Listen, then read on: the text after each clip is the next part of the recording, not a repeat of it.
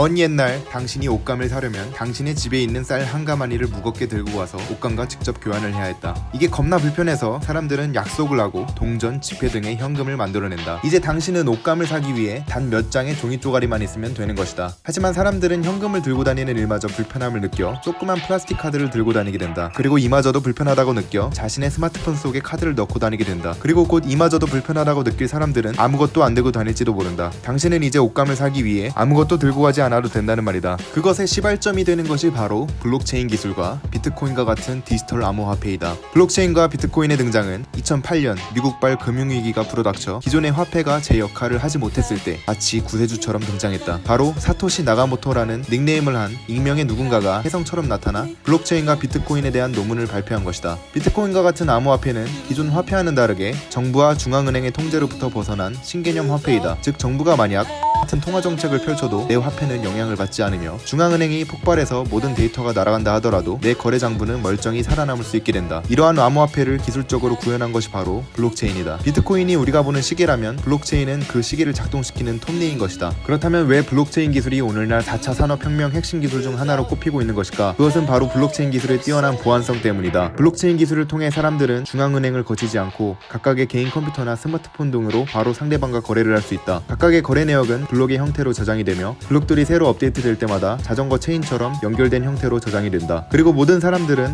이러한 블록체인을 암호화된 형태로 함께 나눠서 보관한다. 비트코인의 경우 10분마다 새로운 블록이 만들어지는데 이제 해커가 거래 내역을 해킹해서 조작을 하고 싶어도 사실상 불가능하다. 왜냐하면 이전에는 중앙은행의 서버만 털면 가능했던 일이 이제는 거래에 참여하는 모든 전자기기들을 다 해킹을 하고 10분마다 한 번씩 업데이트되는 모든 블록체인을 다 해킹을 하는 개고생을 해야 그게 가능하다. 하지만 블록체인이 정말 해킹이 불가능한 완벽한 시스템일까?